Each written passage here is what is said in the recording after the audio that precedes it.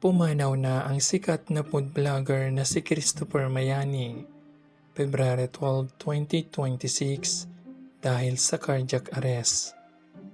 Nakilala siya sa walang sawang pagtatampok at pagsusulong ng mga lokal na pagkain na patok sa panlasa ng karamihan.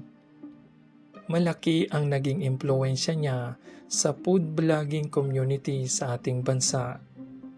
Katunayan, umabot siya sa ika-24 na pwesto noong 2024 at ika-30 naman noong 2025 ayon sa Philippine Blogger Circle.